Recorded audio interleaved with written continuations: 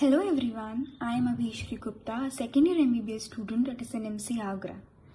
I am back again on my YouTube channel and today the topic is how to study in first year MBBS. This question was asked to me in the comment box of one of my YouTube videos. So to start with, whenever students come in MBBS, and the first year is a roller coaster for them because many a times they don't understand how to study, what to study, how much to study, and also they are in a very gala mood कि नहीं भाई अब तो selection हो गया है, अब क्या ही है, अब तो बन गए doctor. But one thing I would like to make it very clear to you all people who have joined MBBS is कि just joining MBBS is not enough. You really have to work very hard.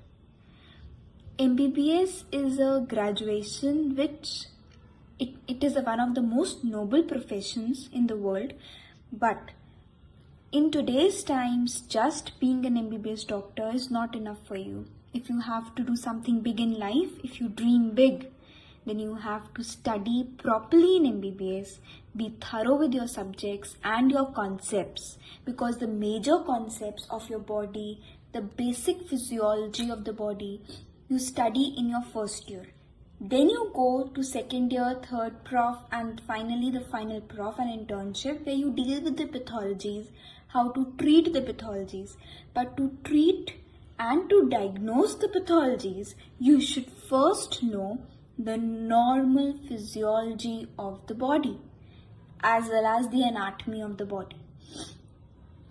But the NMC, National Medical Commission, has made all these subjects very clinical oriented, so you will not be bored reading these subjects. You will really enjoy this journey.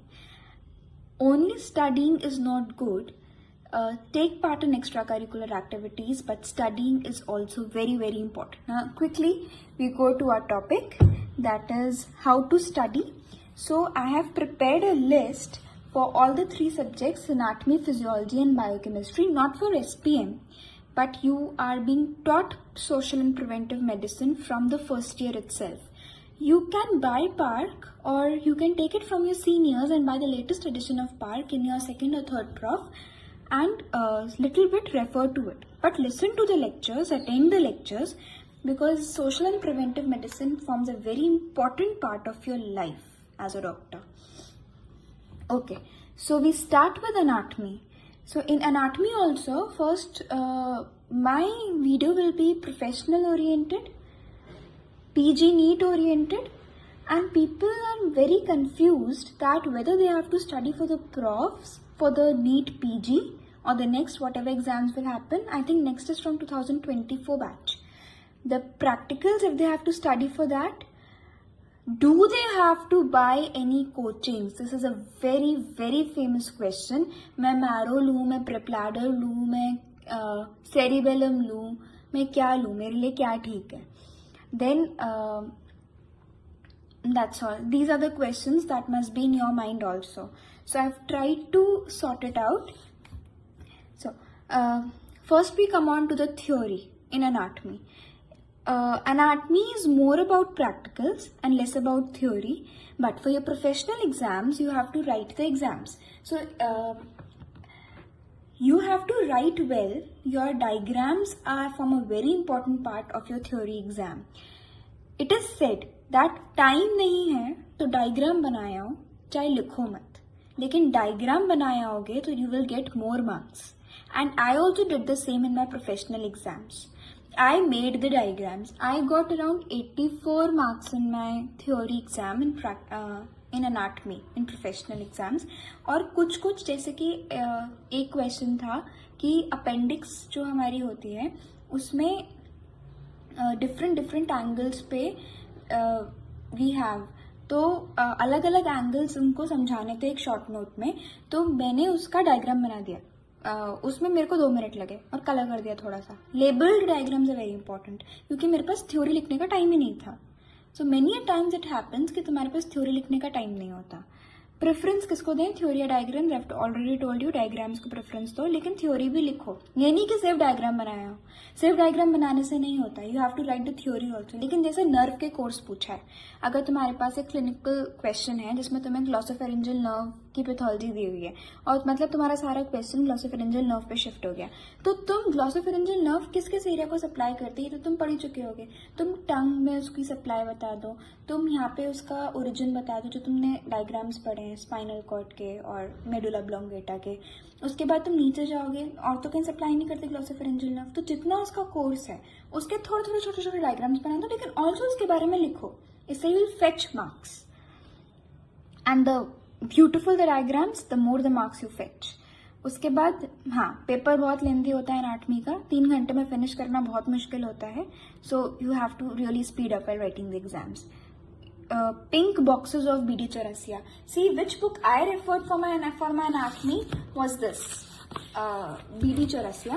You can see this book, and this is really a very good book. I must say, this is for the lower limb, but it also has other books, and you can see that I had really studied my books really well. The pink boxes that are given in the BD Chaurasia are really very important, and you have to study these pink boxes. I will show you. For example, there's a very common question that is asked about sciatica. Even questions are asked about this sciatica. So it is given in this pink box over here. So this is very important. छोटा सा लिखा है लेकिन जितना लिखा है it is very important.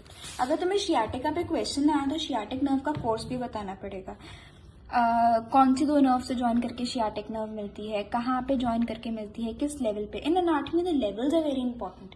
ऐसे कुछ थोरैक्स में तुम बहुत सारे लेवल्स पढ़ोगे, T4 लेवल पे क्या क्या चेंजेस हो जाते हैं बॉडी में, ऐसे चलता है एनाटॉमी में। So don't read it as a story, connect and study, because connection is very important in medical science. तुम कोई कोचिंग भी पढ़ोगे तो कोचिंग वाले तुम्हारे को ऐसा नहीं करते कि एनाटॉमी पढ़ा रहे हैं तो सिर्फ एनाटॉमी पढ़ा रहे हैं, वो तुम्हें कनेक्ट करके पढ़ाते हैं। फिजियोलॉजी पढ़ाते हैं, उसमें एनाटॉमी पढ़ा रहे हैं तो उसमें सर्जरी का एस्पेक्ट पढ़ाते हैं। जब तुम सर्जरी में जाओगे तुम्हें एनाटॉमी नहीं आती, तुम सर्जरी नहीं कर पाओगे। तुम्हें बहुत सारी चीजें समझ में ही तब आएंगी जब तुम एनाटॉमी पढ़ के आओगे। ऑर्थो में जाओगे, ऑर्थो में तुम्हें बोन्स नहीं पढ़नी पड़ेगी अगर तुमने एनाटॉमी में ढंग से पढ़ ली तो। उसके बाद तुम सिर्फ पैथोलॉजी याद करोगे। सो पढ़ना तो उतना ही है, the earlier you start the better you are. Then the 7 diagrams of neuro anatomy, वहाँ पे मेडुला ऑब्लोंगेटा के और स्पाइनल कॉर्ड के लेवल के डायग्राम्स दिए हुए हैं न्यूरो एनाटॉमी में। वो कहा, सर्कल ऑफ विलिस का डायग्राम है, वो कहा जाता है कि न्यूरो एनाटॉमी में कुछ नहीं आता पर ये तो आना ही चाहिए। MCQs प्रैक्टिस, 80 नंबर का थ्योरी पेपर आता है और 20 नंबर के तुम्हारे MCQs आते हैं। लोग पूछते हैं कि MCQs के लिए क्या करें, बट आई ऑलवेज फील कि अगर तुमने अपनी थ्योरी ढंग से पढ़ी है तो तुम्हें MCQs प्रैक्टिस करने की इतनी ज़रूरत नहीं है। But even if you want to practise your MCQs, you can take any coachings questions. तुम मैरो कर रहे हो, तुम उसके क्वेश्चंस प्रैक्टिस कर लो। प्रेप लैडर कर रहे हो या फिर जौहरी पढ़ते हैं लोग एनाटॉमी में, आई वोंट रिकमेंड जौहरी। ठीक है, तुम वीडियोस सुन लो if तुम्हें कुछ समझ में नहीं आ रहा है, पर बुक्स तुम पढ़ो। वीडियोस ओके, तुम्हें समझ में नहीं आ रहा है तो तुम्हें समझना है कि क्या है वीडियोस, दैट्स वेरी गुड। वो बहुत अच्छे से एक्सप्लेन्ड है उनकी वीडियोस में। Although I did not refer much, I sticked to my BDCs। और हमारे टीचर्स बहुत अच्छे थे एनाटॉमी के, they used to teach really well. ऐसा एक भी लेक्चर नहीं है जो उन्होंने स्किप किया हो, so I did not have much problems. Then comes practicals. Practicals as the most important part, और एनाटॉमी के प्रैक्टिकल्स से लोगों को सच में डर लगता है। बट लिसन, स्पॉटिंग एक नई चीज है जो फर्स्ट ईयर से तुम्हारी चालू हो जाएगी टिल द फाइनल प्रॉफ और even PG, I don't know. उसमें तुम्हारे को 1-1 मिनट मिलता है, 10 स्पॉट्स होते हैं। स्पॉट्स क्या होते हैं कि कोई भी बोन स्कल उठा के एक फोरामेन मार्क करके रख देंगे। तुम्हें पहचानना होगा कौन सा फोरामेन है और उससे क्या क्या स्ट्रक्चर्स पास होते हैं। This is a very famous question which is asked. 3-4 foramen है, foramen ovale, foramen spinosum, foramen magnum, वो मेजर फोरामेन याद होने चाहिए स्कल के, ठीक है। उसके बाद स्पॉटिंग में दे कैन आस्क, कोई भी कैडेवर में एक स्ट्रक्चर मार्क करके लिख देंगे कि कौन सी नर्व है, कोई भी मसल मार्क करके रख देंगे कि कौन सी मसल है, लेकिन ऐसा नहीं कि कोई भी मसल मार्क कर देंगे, बाइसेप्स मार्क करेंगे, वेरी इंपॉर्टेंट, उसकी नर्व सप्लाई वेरी इंपॉर्टेंट। फिर वो नर्व सप्लाई से जाते हैं उसकी root value. This is how your viva goes. They first ask which is this muscle, even in your gross when a cadaver is kept in front of you, अगर तुम्हें थोड़ा भी डिसेक्शन किया तो तुम मोटी मोटी मसल पहचान लोगे। जैसे तुम्हें हाथ में कौन सी मसल पहचानने में आनी चाहिए, बाइसेप्स पहचानने में आनी चाहिए। क्यों? क्योंकि उसके 2 हेड होते हैं, ट्राइसेप्स उसके 3 हेड होते हैं, तुम्हें दिख जाएगी कि 2 हेड आ रहे हैं बाइसेप्स के। फिर उसका इंसर्शन, क्यूबाइटल फॉसा के स्ट्रक्चर्स पहचानने आने चाहिए। उसका एक निमोनिक है that you study on your own कि लेटरल टू मीडियल और मीडियल टू लेटरल क्या क्या स्ट्रक्चर्स पास होते हैं। क्यूबाइटल फॉसा का स्पेसिमेन रखा हुआ मिलता है, उसमें बस स्ट्रक्चर्स पहचानने हैं। लेकिन फिर तुम जब स्ट्रक्चर्स पहचान लोगे, जैसे तुमने कह दिया है क्यूबाइटल फॉसा है, फिर तुमने उसमें रेडियल नर्व पहचान ली, फिर वो पूछेंगे रेडियल नर्व का कोर्स क्या होता है, फिर वो पूछेंगे रेडियल नर्व की रूट वैल्यू क्या होती है। इसलिए मैं कह रही हूँ brachial plexus is very important, क्योंकि जो भी यहाँ की नर्व्स हैं अपर लिम्ब की, वो सब ब्रेकियल प्लेक्सस से जाती हैं। ब्रेकियल प्लेक्सस का diagram is also very important. कुछ नहीं बताया लेकिन ब्रेकियल प्लेक्सस तो बताना पड़ेगा। फिर it is like passing question. फिर ब्रेकियल प्लेक्सस जनरली हम एम शेप से पहचानते हैं, क्योंकि उसमें जो मीडियन नर्व होती है वो एक लेटरल कॉर्ड से बनती है और एक मीडियल कॉर्ड से बनती है। उन सबकी अलग अलग रूट वैल्यूज होती हैं, मिलके एक रेडियल नर्व की रूट वैल्यू होती है। तो root values of the nerves are important in anatomy. Course of the 12 cranial nerves is important. उसमें majorly should know the vagus nerve, glossopharyngeal nerve, hypoglossal nerve. You should know the oculomotor nerve. Oculomotor nerve में eye का एक diagram है, that you should know very nicely. फिर exceptions in the nerve supplies. ऐसा होता है कि the whole area is supplied by this nerve except, this is a very common question in your MCQs also, in your practicals also. Identify the major nerves, I have told you. So this is done. Second part is gross. Gross में आते हैं तुम्हारे organs. जैसे जब तुम abdomen पढ़ोगे तो liver पहचान तो लोगे ही, लेकिन क्या करना होता है, तुम्हें लिवर एनाटॉमिकल पोजीशन में पकड़ना होता है। तो तुम्हें हर ऑर्गन की सबसे पहले एनाटॉमिकल पोजीशन आनी चाहिए। उसके बाद तुम्हें उसकी साइड्स आइडेंटिफाई करनी आनी चाहिए, सरफेसेस बताने होते हैं। ऐसा नहीं होता कि हर ऑर्गन का एक राइट, लेफ्ट, अपर, लोअर सरफेस होता है, ऐसा नहीं होता। कुछ ऑर्गन्स के राइट लेटरल सरफेस होता है, just see right lateral surface कौन सा ऑर्गन का होता है। और उस एरिया से कुछ ग्रूव्स होते हैं। जैसे liver is a very important organ, उसमें कौन से ग्रूव से क्या पास कर रहा है, you can see for the videos also for the gross. लेकिन this is very important. Lungs identify करना, लंग्स में साइड, कौन सी लंग किस साइड की है ये नहीं पता होता लोगों को, ये आना चाहिए। हार्ट के पार्ट्स पर पूछते हैं वो। उसके बाद हार्ट में there is one very important question जिसमें वो आर्टरी और मतलब आउटा और वीना केवा के बीच के एरिया को पूछते हैं, ये क्या है, इसे क्या कहते हैं, उसका एक स्पेशल नाम होता है।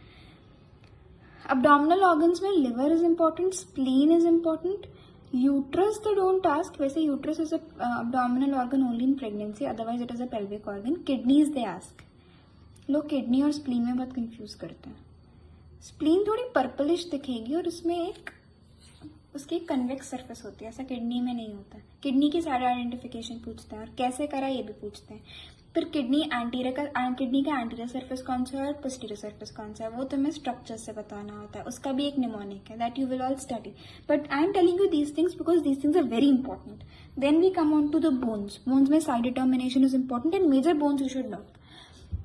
See, clavicle is the passing bone. Clavicle you should know, humerus you should know. ठीक है, radius ulna you should know a little bit. Carpals you should be able to identify.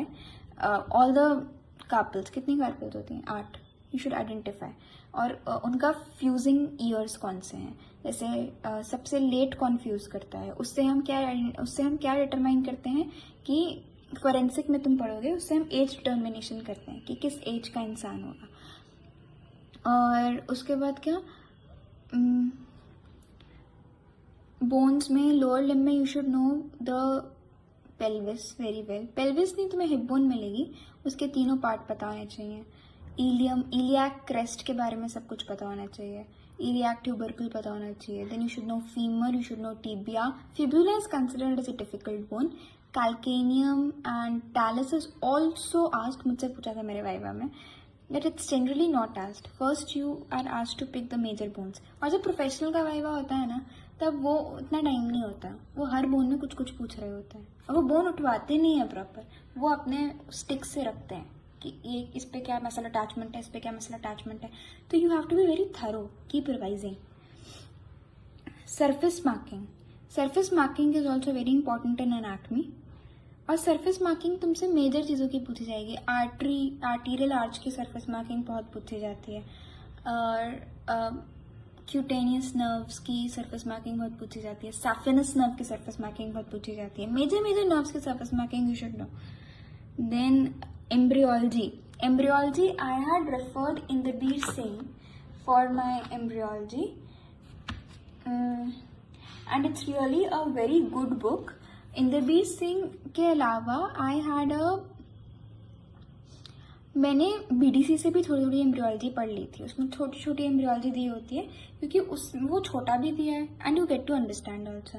Embryology में तुम इंदरबीर सिंह को पूरा मत पढ़ो, that's not possible for you. Gross हो जाए बड़ी बात है, लेकिन जो बेसिक्स ऑफ एम्ब्रियोलॉजी है ना, जैसे डेवलपमेंट ऑफ फीटस है, ये तुम इंदरबीर सिंह से पढ़ लो. ज़्यादा नहीं आता, basic things, and if you are attending your lectures it's pretty good, will be able to handle. Embryology के वाइवा में दे हैव सर्टेन मॉडल्स. वो मॉडल रखते हैं, वो हार्ट का मॉडल रखते हैं, फिर उसमें पूछते हैं कि ये कौन सा पार्ट है और इस पार्ट से क्या बनता है. अगर तुमने बता दिया कौन सा पार्ट है, उस पार्ट से क्या बनता है, तो कभी कभी तुम्हारा वाइवा उस एरिया पे शिफ्ट कर जाता है. हार्ट का मॉडल होता है. एक बहुत इंपॉर्टेंट मॉडल होता है development of the urinogenital system का. It's easy if you seen the specimens, the models 2 times also. उसकी तो एक PDF भी सर्कुलेट हो जाती है, then you will be able to answer. Histology में स्लाइड्स होती हैं. People ignore histology a lot, but I would like to tell you कि histology forms a very important foundation for your pathology, क्योंकि तुम pathology में भी slides देखते हो. देखो फिजियोलॉजी में जो तुम देखते हो ना slides for the different counts of WBCs and RBCs, that is also very helpful in physiology. And in histology you see slides of kidney. अब तुमने किडनी की स्लाइड देखी, तुम्हें उसमें आइडेंटिफाई तो करना आना चाहिए ग्लोमेरुलस कहाँ है, वो कहाँ है, तभी तो तुम उसकी पैथोलॉजी समझोगे कि कौन से एरिया में कैल्सिफिकेशन हो रहा है. तुम्हें नॉर्मल तो पता होना चाहिए, इसलिए ट्राई टू अंडरस्टैंड. शुरू में थोड़ी डिफिकल्टी होती है, मुझे भी होती थी, पर 2-3 बार लगातार देखोगे ना तो आ जाएगा. और लोगों को ऐसा लगता है कि कैसे आइडेंटिफाई करें, ये तो इसमें भी लग रहा है, ये उसमें भी लग रहा है. अपने अपने तरीके बना आइडेंटिफाई करने के. मुझे भी ऐसा ही लगता था, and you will definitely be able to do it. Kidney की स्लाइड इंपॉर्टेंट होती है, स्प्लीन की स्लाइड इंपॉर्टेंट होती है. स्प्लीन को कैसे आइडेंटिफाई करते हैं, उसमें बहुत सारे लिम्फोसाइट्स मिलेंगे तुम्हें. लिम्फ नोड की स्लाइड इंपॉर्टेंट होती है. CNS की स्लाइड्स इतनी इंपॉर्टेंट नहीं होती. You mainly have to focus on artery कौन सी है, वेन कौन सी है. Major differences. आर्टरी बहुत मस्कुलर होगी, उसकी जो मस्कुलर लेयर होगी वो मोटी होगी. वेन में क्या होगा, कैपिलरी की नहीं होती है. These basic things. एपिथेलियम कौन सा स्क्वामस है, कौन सा कॉलमनर है, मेजर थिंग्स. और तुम्हें क्या करना होता है हिस्टोलॉजी के वाइवा में, तुम्हें स्लाइड आइडेंटिफाई करके उसको बनाना होता है, फिर उस पर तुम्हारा वाइवा होता है. So it's easy, it's not that difficult, it's new for you, but this is welcome to MBBS, welcome to medicine. Then बस दैट्स ऑल अबाउट अनाटमी. इतना ही होता है वाइवा. और you will, if there is any problem that you are facing in your practical, तो कुछ समझ में नहीं आ रहा है, तो you can put it in the comment box. I am ready to answer. Okay, now we move on to physiology. So physiology में theory में I had read Guyton's. I had read this book Guyton's, और मैंने Guyton's के notes बनाए थे.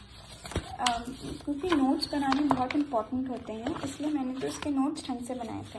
मैंने इसको ढंग से पढ़ा था, and I had also made notes. जैसे माइग्रेटरी मोटर कॉम्प्लेक्स में तुम्हें दिखाया, ये क्वेश्चन आता है शॉर्ट नोट के फॉर्म में, तो मैंने इसके नोट्स बना लिए.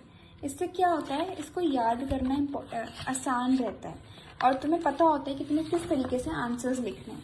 फिजियोलॉजी में इट इज़ वेरी इंपॉर्टेंट कि तुम किस तरीके से आंसर्स लिख रहे हो एग्जाम में, क्योंकि फिजियोलॉजी में तुम बहुत कुछ नया नहीं पढ़ते हो, आधा तुम पढ़ के आते हो अपने नीट यूजी में, लेकिन तुम किस तरीके से आंसर्स लिख रहे हो, तुम क्या क्या नया एक्सट्रैक्ट कर सकते हो।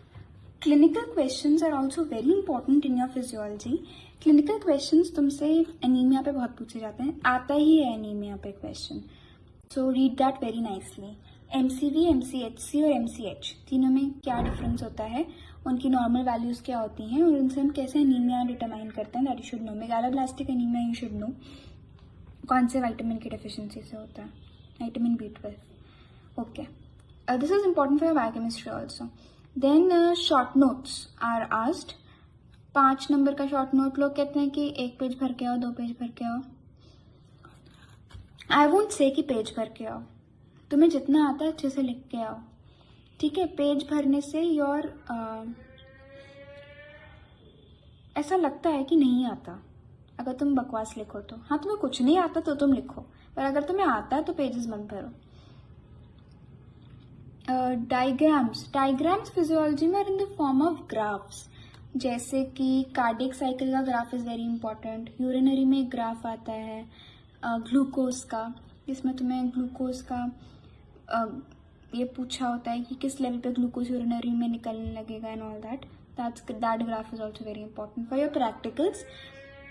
Physiology is divided into human lab and hematology lab. Hematology lab में you have certain group of practicals. You have DLC, differential leukocyte count, जिसमें तुम्हें स्टेनिंग करनी होती है।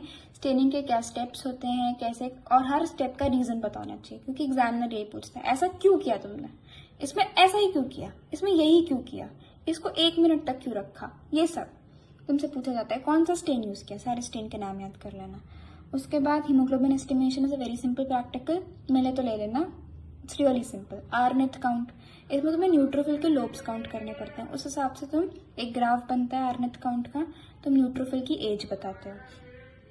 बस फिर total leukocyte count and RBC count are considered as difficult practicals. लेकिन अगर तुम, ठीक है, वहां तुमसे बाय चांस प्रैक्टिस नहीं हुए या फिर परफॉर्म नहीं कर पाए, तुम किस्मत खराब थी, तो तुम्हें न्यूबॉस चेम्बर क्या होता है, RBC के लिए कौन सा हाइम्स फ्लूइड यूज करते हैं, उसके सारे कंटेंट्स क्या होते हैं, मतलब कॉन्स्टिट्यूएंट्स क्या होते हैं।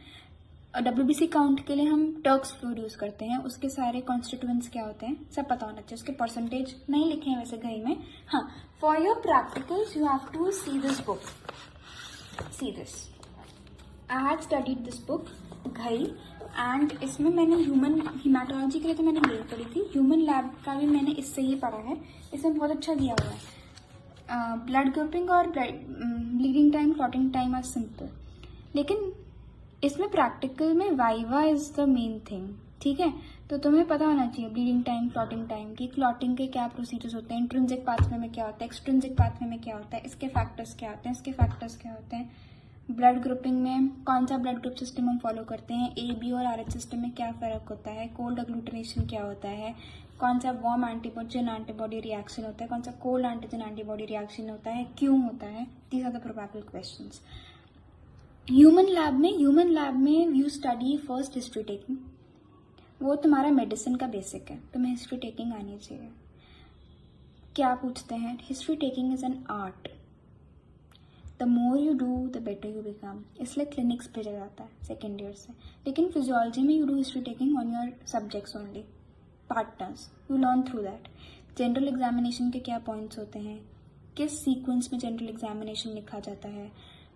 हिस्ट्री टेकिंग में चीफ कंप्लेंट्स किस लैंग्वेज में लिखी जाती है, कौन सी चीज़ पेशेंट की लैंग्वेज में लिखी जाती है, कौन सी चीज़ डॉक्टर्स लैंग्वेज में लिखी जाती है।